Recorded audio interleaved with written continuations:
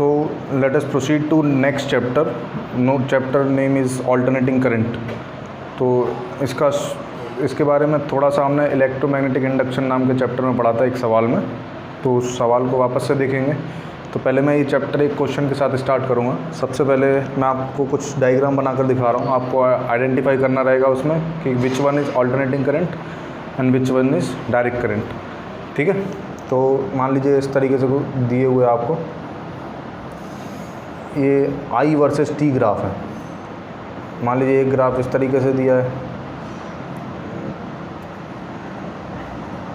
दूसरा ग्राफ इस तरीके से दिया है, तीसरा लेट्स से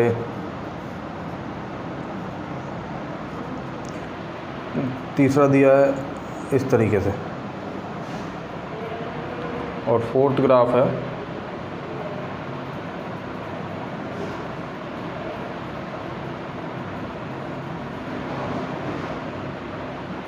इस तरीके से।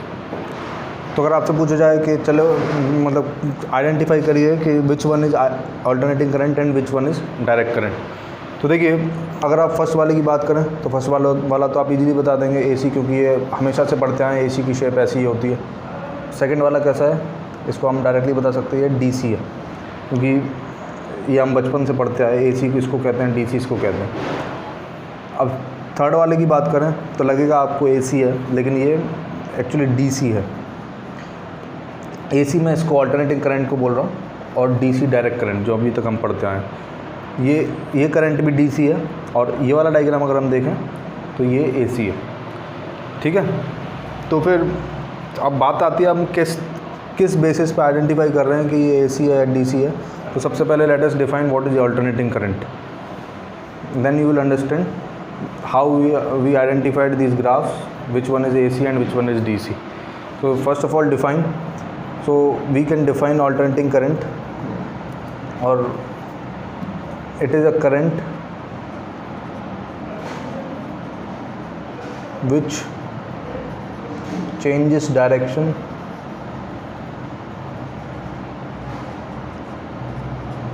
periodically.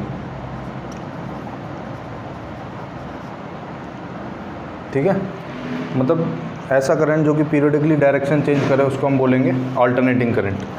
तो देखिए सपोज़ करिए ये आई वर्सेस टी ग्राफ है। मान लीजिए ये कोई करंट की वैल्यू आई नॉट है, और वो लेट्स से कुछ समय तक के लिए है, और फिर कुछ समय के बाद उसकी वैल्यू माइनस आई नॉट हो जाती है।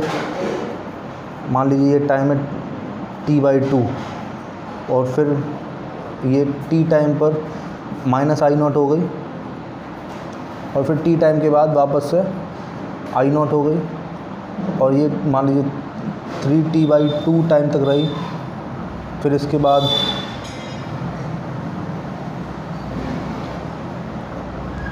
फिर आई नॉट हो गई, माइनस आई नॉट, और फिर वापस से 2t टाइम के बाद वापस से वो इस तरीके से एंड सो ऑन चलती रही। ठीक है, so this is a example for alternating current, क्योंकि हम बोल सकते हैं कि फर्स्ट क्वार्टर मतलब t/2 टाइम तक इसकी वैल्यू प्लस आई नॉट थी, फिर नेक्स्ट t/2 टाइम के लिए इसकी वैल्यू नेगेटिव आई नॉट है। मतलब एक पीरियड के बाद ये अपनी वैल्यू को मतलब पॉजिटिव नेगेटिव में चेंज कर रहा है। ठीक है, इनिशियली ये पॉजिटिव था, फिर t/2 टाइम तक, फिर नेक्स्ट t/2 टाइम के लिए नेगेटिव हो गया। तो इसका पीरियड कितना हुआ, capital T, this is the period. ठीक है, पीरियड मतलब कितने टाइम के बाद साइकिल रिपीट हो। तो हम देख रहे हैं कि फर्स्ट टी टाइम के बाद ये अपने ग्राफ को रिपीट कर रहा है, इतना ग्राफ बार बार रिपीट हो रहा है। ठीक है, तो हाफ साइकिल तक ये पॉजिटिव है, नेक्स्ट हाफ साइकिल के लिए नेगेटिव है। तो इस तरीके के ऑल्टरनेटिंग करंट को हम बोलते हैं, क्योंकि ये स्क्वायर या रेक्टेंगल शेप में है, तो इसको हम बोलते हैं स्क्वायर वेव एसी। ठीक है, तो ये फर्स्ट एग्जांपल है। अगर आप सेकंड एग्जांपल इस तरीके से देख सकते हैं, जैसे सपोज़ करिए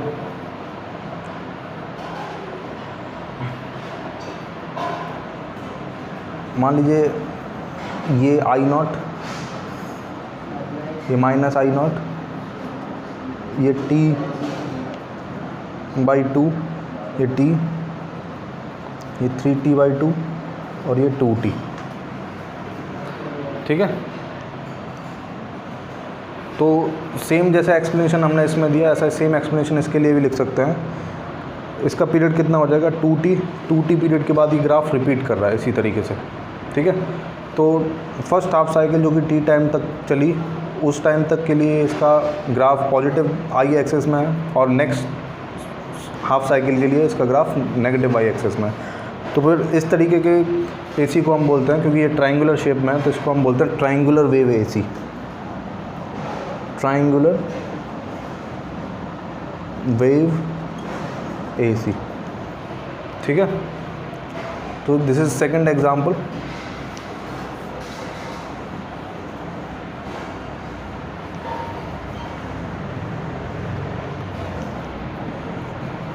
And like this we can also define sinusoidal AC.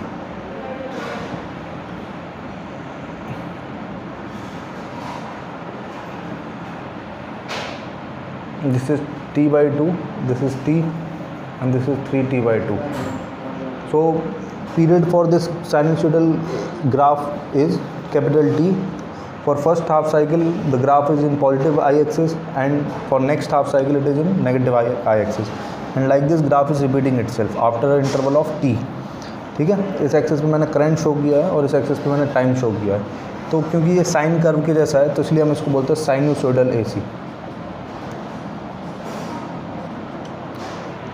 ठीक है, मतलब इसकी इक्वेशन हम लिख सकते हैं I = I0 sin omega T. इसमें ओमेगा क्या रिप्रेजेंट कर रहा है, angular frequency.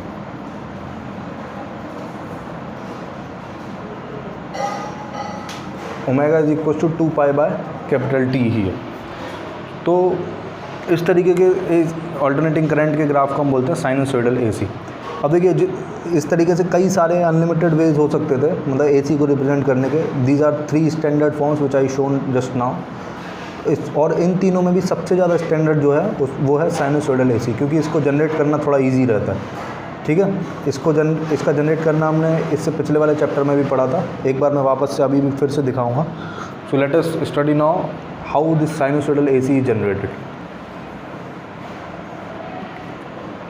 Generation of sinusoidal AC. अब देखिए इससे पहले मैं आपको एक बात और बताना चाहता हूँ।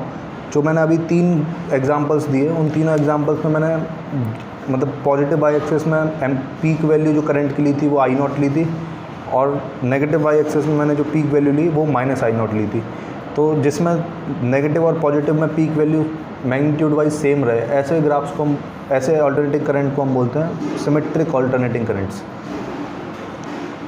तो ऐसा ज़रूरी नहीं है कि हर जगह सिमेट्रिक ही रहे।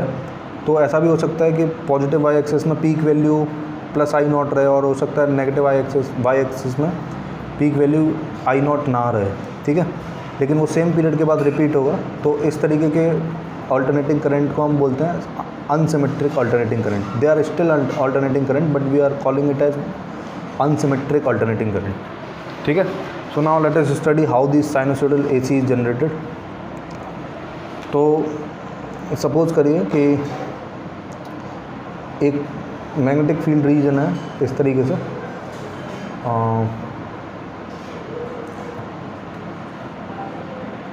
और इसमें सपोज करिए एक लूप को रोटेट किया जा रहा है। ठीक है, और इनिशियली मैग्नेटिक फील्ड और इसका एरिया वेक्टर 0 एंगल बना रहा था और ये इस तरीके से रोटेट कर रहा है।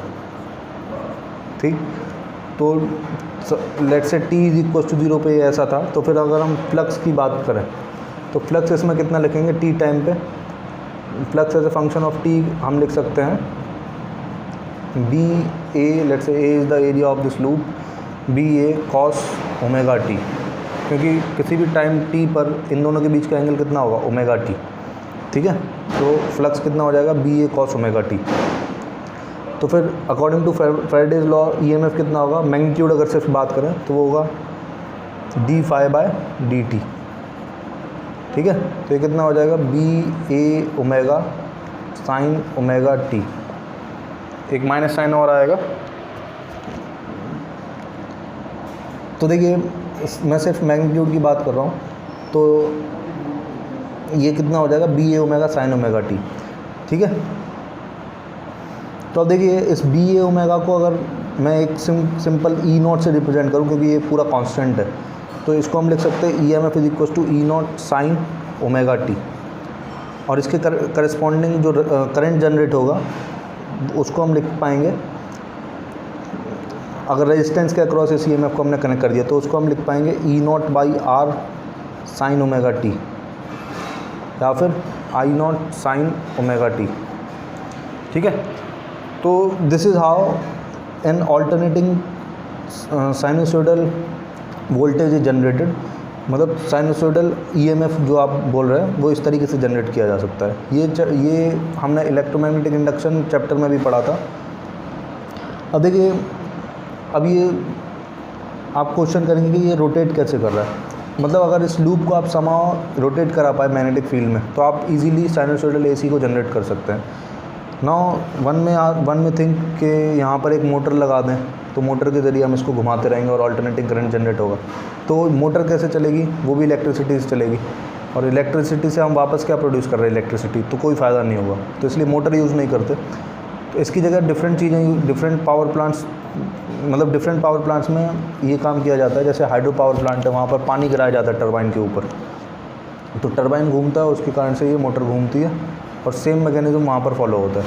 तो या फिर इसकी जगह थर्मल पावर प्लांट है, तो फिर हम उसमें क्या करते हैं, कोल को बर्न करते हैं, और कोल को बर्न करके स्टीम बनाते हैं, और स्टीम को प्रेशराइज करते हैं, और वो प्रेशराइज स्टीम टरबाइन्स के ब्लेड पर गिराते हैं, और फिर वो टरबाइन वापस से रोटेट करता है। सेम काम न्यूक्लियर पावर प्लांट में कर सकते हैं। वहाँ पर यूरेनियम को मतलब न्यूट्रॉन से बम्बार्ड करते हुए क्रिप्टन और बेरियम में टूटता है वो, और उससे जो एनर्जी निकलती है उस एनर्जी को यूटिलाइज करके हम मतलब इसको रोटेट करते हैं। तो बेसिकली ये रोटेशनल एनर्जी हम किसी डिफरेंट सोर्स से ले सकते हैं, और एक्सेप्ट इलेक्ट्रिसिटी किसी और सोर्स से ले लेंगे तो हमको साइनोसॉइडल एसी इजीली मिलता रहेगा। So this is how generation of sinusoidal AC takes place.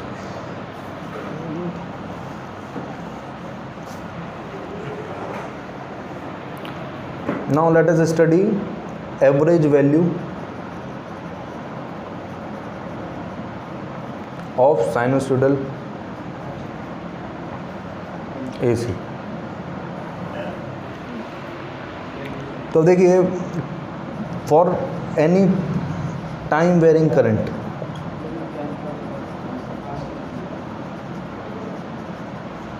I is equal to let's say function of t।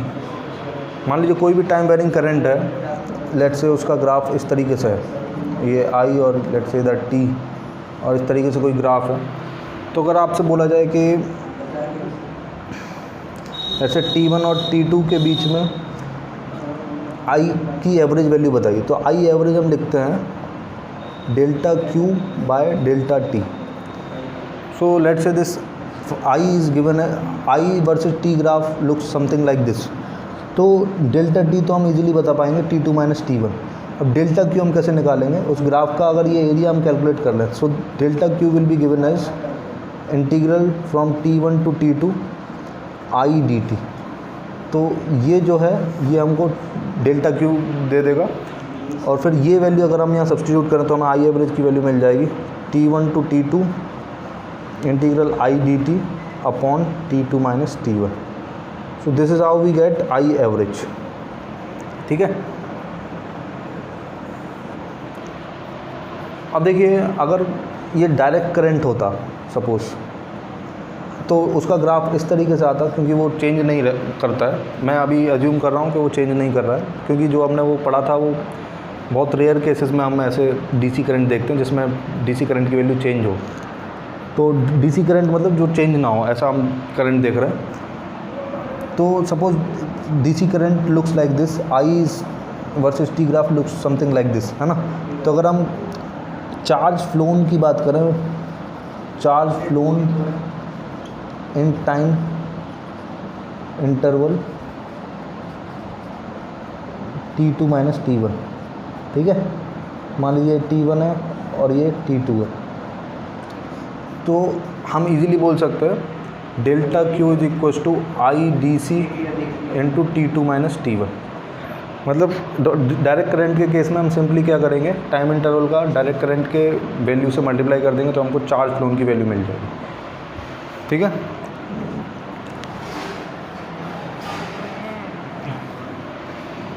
तो जो हमको आई एवरेज का फॉर्मूला मिला उसको मैं एक बार फिर से लिख रहा हूँ। उसको लिखा गया T1 to T2 I D T upon T2 minus T1। तो अब हम एक पैरामीटर और डिफाइन कर सकते हैं इस एवरेज करंट के लिए। I average in a circuit can be defined as that value of direct current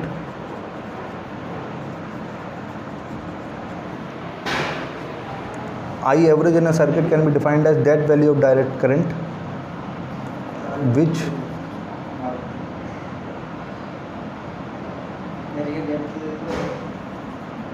allows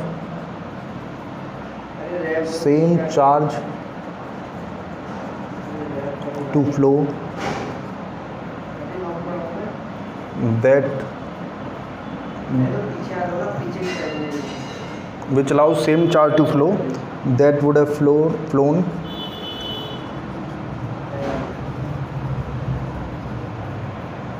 with an AC current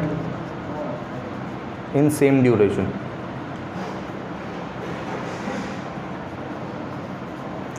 ठीक है, तो अब देखिए अभी मैं इसको एक्सप्लेन करूँगा। पहले मैं इसको मैथमेटिकली आपको प्रूव करके दिखाता हूँ।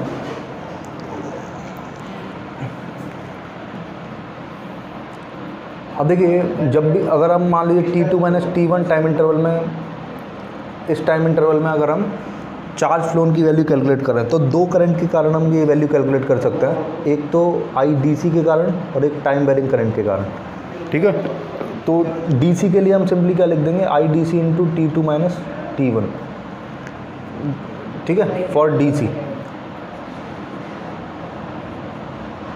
और फॉर AC हम क्या लिखेंगे, integral T1 to T2 IDT। ठीक है, ये लिखा जाएगा डेल्टा क्यू। अरे भैया बगल में डेटा अब देखिए डायरेक्ट करंट के लिए हम लिख रहे हैं IDC into T2 minus T1 और अल्टरनेटिंग करंट के लिए हम क्या लिखेंगे, integral T1 to T2 IDT। अब देखिए इस डेफिनेशन के अकॉर्डिंग मैं क्या बोल रहा हूँ, आई एवरेज इन अ सर्किट हम कैसे डिफाइन कर रहे हैं, मतलब अगर हम डायरेक्ट करंट एक पर्टिकुलर वैल्यू का डायरेक्ट करंट उस सर्किट में फ़्लो कराते हैं तो एक पर्टिकुलर टाइम इंटरवल में जितना करंट फ्लो करेगा उतना ही जितना चार्ज फ्लो करेगा उतना ही चार्ज तब फ्लो करेगा जब हम अल्टरनेटिंग करंट फ्लो मतलब उस सर्किट में फ्लो कराएं सेम टाइम इंटरवल के लिए। तो अगर हम इन दोनों को इक्वेट करते हैं तो देखिए क्या मिलेगा हमको, ये दोनों चार्ज इक्वल होने चाहिए। तो फिर इन दोनों को इक्वेट कर देते हैं, देखिए क्या मिलता है, IDC into T2 minus T1 is equal to integral T1 to T2 IDT। ठीक है, तो देखिए IDC की वैल्यू क्या मिली हमको, T1 to T2 IDT upon T2 minus T1। So this is the same expression which we got for I average. तो इसका मतलब आई एवरेज का क्या मतलब होता है कि अगर एक सर्किट में डायरेक्ट करंट फ्लो कर रहा है T1 से लेकर T2 टाइम तक के लिए, तो उतने ही टाइम इंटरवल में जितना करंट फ्लो किया DC के लिए उतना ही करंट मतलब जितना चार्ज फ्लो किया DC के लिए उतना ही चार्ज फ्लो करेगा अल्टरनेटिंग करंट के लिए। अगर हम average value of alternating current लें तो हम किसी सर्किट में DC के बराबर ले सकते हैं। मतलब I average is equal to IDC to calculate charge flown in same time interval. ठीक है, so this is the significance for alternate average value of alternating current.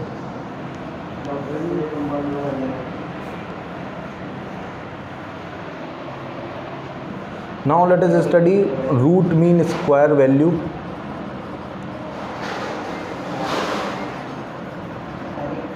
Of alternating current. ठीक है, अब देखिए किसी भी टाइम वेरिंग करंट के लिए, मतलब for a time varying current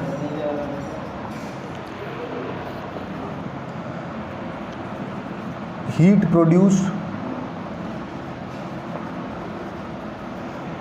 चलिए इसको डिफरेंट तरीके से पढ़ते हैं। रूट मीन स्क्वायर, तो सबसे पहले हम आई एवरेज की बात करें किसी भी टाइम वेरिंग फंक्शन के लिए, या फिर कोई भी फंक्शन है हमारे पास, let's say F of T, तो इसका एवरेज वैल्यू अगर हम निकालें, average value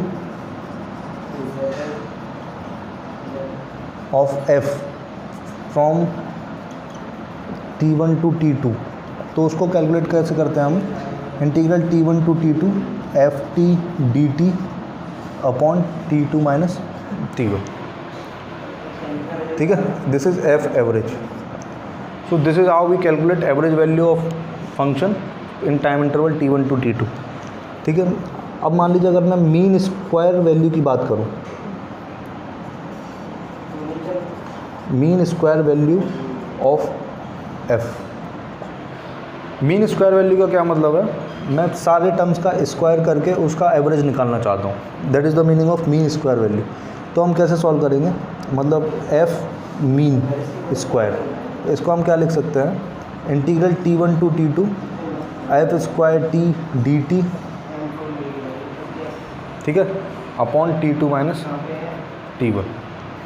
so this is the mean square value of function from time interval T1 to T2। अब देखिए हमको क्या रिक्वायर्ड है, रूट मीन स्क्वायर। तो जब आप रूट मीन स्क्वायर निकालेंगे तो फिर कैसे लिख सकते हैं, मैं इसको थोड़ा इधर लिखता हूँ।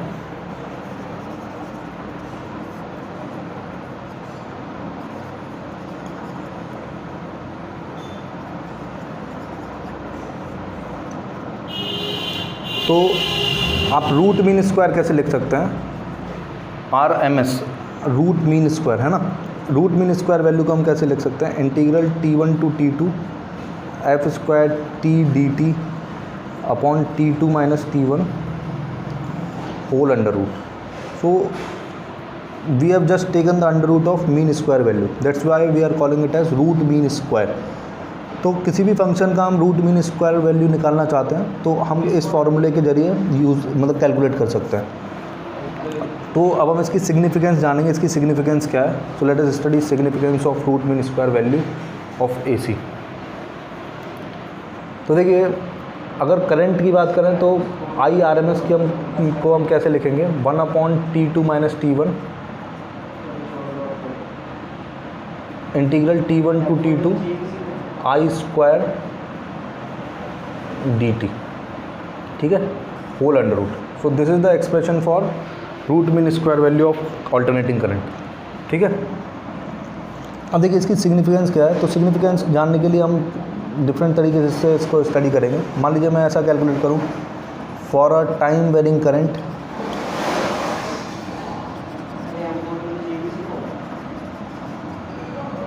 I is equal to f of t, let's say the heat produced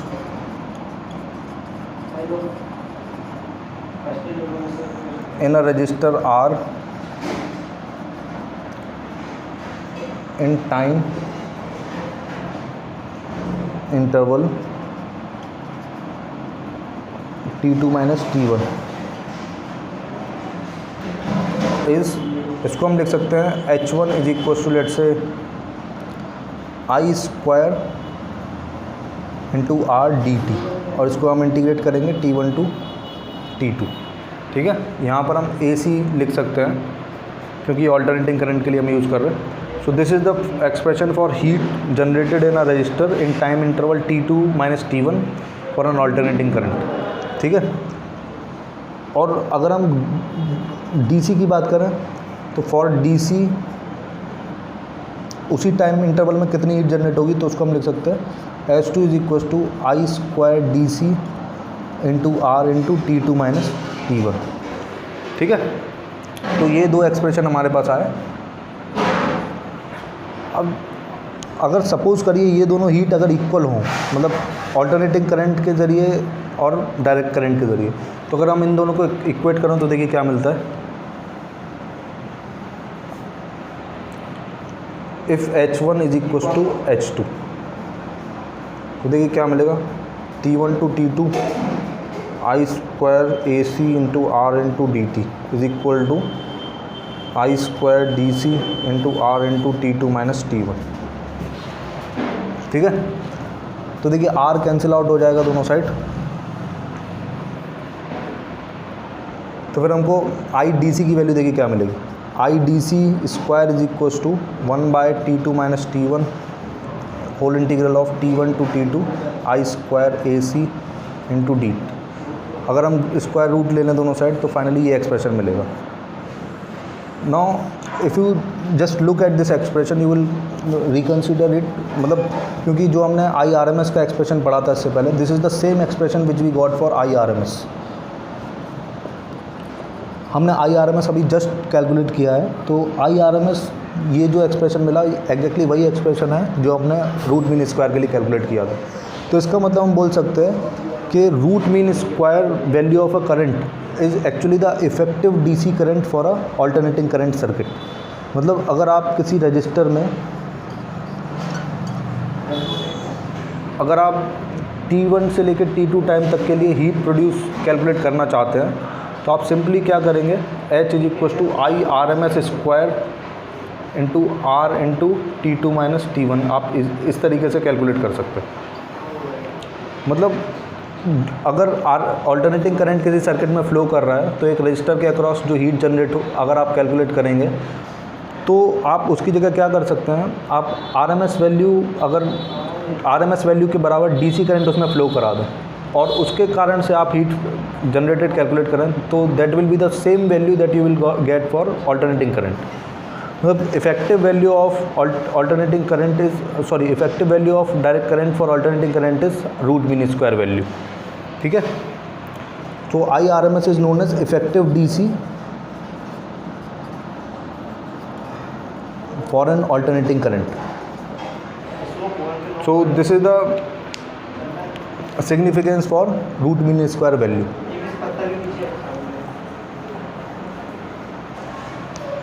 So now let us calculate average value of sinusoidal AC। तो हमारे पास एक्सप्रेशन क्या है आई एवरेज का, integral T1 to T2 I D T upon T2 minus T1। तो देखिए graph इस तरीके से दिखता है आई वर्सेस टी का साइनसोइडल कर्व अगर होगा तो देखिए अगर हम एक कंप्लीट साइकिल में एवरेज वैल्यू निकालेंगे तो फिर I D t integral basically हमको क्या देता है, area under I t curve. ठीक है, तो जितना एरिया पॉजिटिव साइड में उतना ही एरिया नेगेटिव साइड में। तो अगर हम कंप्लीट साइकिल में निकालेंगे for one cycle I average will be 0 क्योंकि नेट करंट फ्लोन 0 होगा क्योंकि पॉजिटिव और नेगेटिव दोनों कैंसिल आउट हो जाएंगे। तो फिर कंप्लीट साइकिल में निकालने का कोई मीनिंग नहीं है, इसलिए हम क्या करेंगे फॉर हाफ साइकिल निकालेंगे। तो I average for half cycle उसके लिए हम कैसे लिखेंगे, ये T/2 हो जाएगा और ये कैपिटल T, और where T is equal to 2 pi by omega and this is the value of I is equal graph for I is equal to I naught sine omega T. ठीक है, तो देखिए 0 to T/2 I naught sine omega t D T upon T/2। ठीक है, अब देखिए इसको calculate करेंगे तो आई नॉट कॉन्स्टेंट है और ये T/2 कॉन्स्टेंट है, इसको आप बाहर ले लीजिए तो ये आ जाएगा 2 आई नॉट बाई टी, और अंदर क्या आएगा integral 0 to T/2 sine of omega t D T.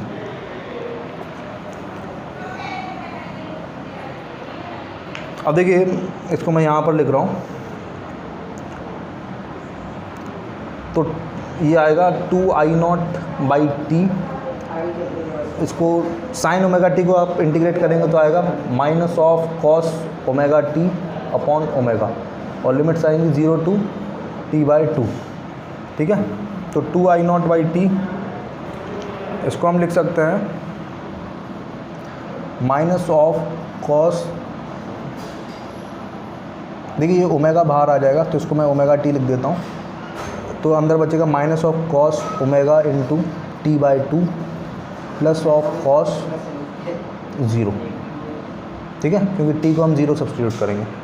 तो देखिए कितना आता है, देखिए इस ओमेगा को हम लिख सकते हैं 2π/t, तो ये हो जाएगा 2i0/2π/t into t cancel out हो जाएगा, ये 2 भी कैंसिल आउट हो जाएगा, और अंदर क्या बचेगा, देखिए यहाँ पर भी ओमेगा को क्या लिख देंगे 2π/t। ठीक है, तो 2 और पाई t कैंसिल हो जाएगा और सिर्फ क्या बचेगा पाई, और कॉस पाई होता है -1, तो माइनस और माइनस प्लस हो जाएगा, तो ये बचेगा 1 + 1। ठीक है, तो ये फाइनली कितना आ जाएगा 2i0/π। तो this will be the I average for a sinusoidal curve for half cycle. Full cycle के लिए ये वैल्यू 0 होती है, और हाफ साइकिल के लिए आप याद रख सकते हैं 2i0/π। ये याद रखने लायक रिजल्ट है क्योंकि ये डायरेक्टली न्यूमेरिकल्स में यूज़ होता है, so you can remember this value.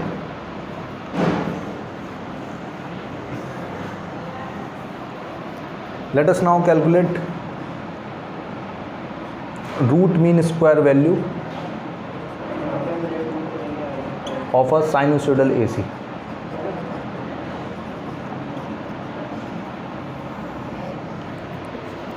ठीक है, अब देखिए साइनसोइडल कर्व इस तरीके से दिखता है,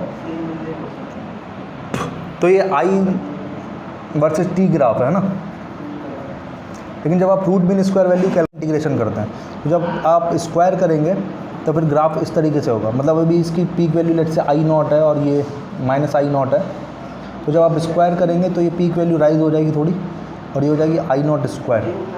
ठीक है, और ये नेगेटिव वाला भी पॉजिटिव हो जाएगा स्क्वायर होने के कारण, तो ग्राफ इस तरीके से आने लगेगा। तो फिर आप देख सकते हैं जो I वर्सेस T ग्राफ है उसका पीरियड है कैपिटल T, तो जब आप स्क्वायर कर देंगे तो इसका पीरियड एग्जैक्टली हाफ हो जाएगा, मतलब ये कितना हो जाएगा t/2। ठीक है, तो फिर इंस्टेड ऑफ इंटीग्रेटिंग दिस, मतलब instead of calculating RMS value of sinusoidal AC for complete cycle T will calculate only for half cycle. ठीक है, क्योंकि पूरे साइकिल मतलब पूरा का पूरा ग्राफ हाफ साइकिल के बाद ही रिपीट होना स्टार्ट कर रहा है। तो लेट अस कैलकुलेट। तो देखिए इसका फॉर्मूला पहले मैं लिख देता हूँ। IRMS का फॉर्मूला आया था 1/T2 - T1 integral of T1 to T2 I² dt का होल अंडर रूट। ठीक है, तो अब देखिए ये T2 - T1 को हम क्या लिख सकते हैं T/2। तो ये हो जाएगा, मैं पहले मीन स्क्वायर टर्म कैलकुलेट कर रहा हूँ, फिर बाद में हम अंडर रूट कर देंगे। तो 1/T/2, this 2 will go to numerator, तो वी विल गेट 2/T। ठीक है, और integral 0 to T/2 sine square omega t. Let's say this is the graph for I is equal to I0 sine omega t dt, है ना। अब इसको integrate कर देते हैं, तो 2/T साइन स्क्वायर को हम लिख सकते हैं 1 - cos 2 omega t by omega. ठीक है, इंटू dt। मैं इसको रफ कर देता हूँ। तो देखिए 2/T कांस्टेंट है, इसको ऐसे ही लिखा रहने देते हैं। 1/ओमेगा का क्या होगा, इस ओमेगा को इधर ले आते हैं, तो देखिए क्या आएगा, 1 का इंटीग्रेशन हो जाएगा t और -cos 2 ओमेगा t का हो जाएगा sine 2 omega t upon 2 omega. और लिमिट्स हम कहाँ से कहाँ तक लगाएंगे, 0 to π/ओमेगा। इस t/2 को मैं π/ओमेगा लिख रहा हूँ क्योंकि t इज इक्वल टू 2π/ओमेगा। ठीक है, अब देखिए जब आप लिमिट्स पुट करेंगे तो ये सेकंड टर्म है, सेकंड वाला टर्म, ये जब पाई बाई ओमेगा रखेंगे तो ओमेगा कैंसिल हो जाएगा, ये 2 पाई बचेगा, वो 0 होता है। और जब 0 रखेंगे तब भी 0 होता है। तो this second term will always be 0। तो हम सिर्फ फर्स्ट टर्म के लिए लिमिट पुट करेंगे, और फर्स्ट टर्म में जब अपर लिमिट लिखेंगे तो पाई बाई ओमेगा आएगा, सेकंड लिखेंगे तो 0, तो सिर्फ क्या बचेगा, पाई बाई ओमेगा। तो फिर आई मीन स्क्वायर की वैल्यू कितनी आ जाएगी, 2 बाय ओमेगा को हम लिख दे रहे हैं 2 pi by T into T, और टी और अंदर क्या ब्रैकेट के अंदर क्या बचा, सिर्फ पाई बाई ओमेगा। ठीक है,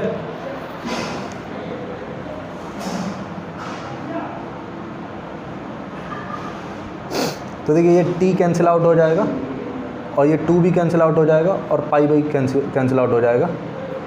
तो फिर हम आई मीन स्क्वायर कितना लिख सकते हैं, ये हम लिख सकते हैं 1 बाई ओमेगा। एक बार फिर से चेक कर लेते हैं, सॉरी यहाँ पर एक गलती कर दी मैंने, यहाँ पर सिर्फ 2 आएगा, है ना, 1 minus cos 2 omega T upon 2, तो ये बाहर सिर्फ 2 जाएगा। तो वापस से सॉल्व करते हैं, ये 2 कैंसिल आउट हो जाएगा, तो ये बचेगा आई मीन स्क्वायर की वैल्यू आएगी 1 by T into pi by 2 pi by, या फिर पाई बाई ओमेगा ही लिख रहने देते हैं। नेक्स्ट स्टेप में हम लिखेंगे 1 by T into pi by 2 pi by T. So this T will get cancel out, this pi will also get cancel out, so I mean square will be 1 by 2। ठीक है,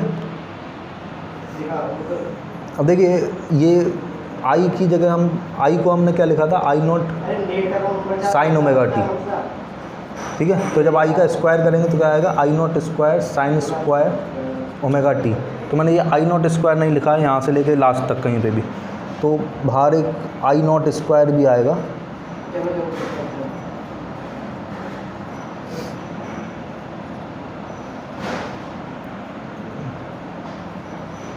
ठीक है, तो फिर ये मीन स्क्वायर वैल्यू आई, तो फिर आई R M S की वैल्यू कितनी आ जाएगी, इसका हम अंडर रूट ले लेते हैं, ये आ जाएगा आई नॉट बाय रूट 2। तो this is the value of root mean square of sinusoidal AC. तो आज के लेक्चर में मैंने आपको ऑल्टरनेटिंग करंट की डेफिनेशन बताई, फिर ऑल्टरनेटिंग और तो फिर हमने चार ग्राफ्स देखे जिसमें हमने आइडेंटिफाई किया था कौन सा ऑल्टरनेटिंग करंट है, कौन सा डायरेक्ट करंट है। ठीक है, मैंने आपको सिमेट्रिक और अनसिमेट्रिक एसी के बारे में बताया। फिर मैंने जनरेशन ऑफ साइनोसॉइडल एसी बताया आपको कि हम डिफरेंट पावर प्लांट्स में एनर्जी जनरेट करके रोटेशन करते हैं एक लूप का मैग्नेटिक फील्ड में, और उसके कारण से मतलब ऑल्टरनेटिंग साइनोसॉइडल करंट हमको जनरेट होता है। ठीक है, फिर उसके बाद हमने पढ़ा average value of sinusoidal AC, मतलब किसी भी करंट के लिए एवरेज वैल्यू कैसे कैलकुलेट करें। फिर उसके बाद हमने रूट मीन स्क्वायर वैल्यू कैसे कैलकुलेट करें ये पढ़ा। फिर हमने ये दोनों वैल्यू साइनोसॉइडल एसी के लिए कैलकुलेट करके देखी। अब नेक्स्ट लेक्चर में मैं आपको कुछ एग्जांपल्स बताऊंगा। अगर आपको इसमें कोई डाउट है तो आप मेरे को स्क्रीनशॉट भेज सकते हैं। Thank you very much.